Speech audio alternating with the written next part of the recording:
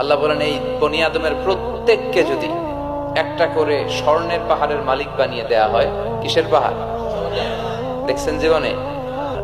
স্বর্ণের পাহাড়ের যদি মালিক বানিয়ে দেয়া হয়, আহাব্বা আইয়াকুনা লাহু ওয়াদিয়ান, একটা করে স্বর্ণের পাহাড়ের মালিক বানিয়ে দিলেও সে চাইবে কিভাবে আরো একটা স্বর্ণের পাহাড়ের মালিক হওয়া যায়। আচ্ছা, একটু বুঝে শুনে উত্তর করবেন। একটা স্বর্ণের পাহাড়ের মালিক যদি আমি হই, শুধু আমি কেন, আমার 14 পুরুষ এটাতে বিক্রি করে খেলেও কি শেষ করতে পারবো?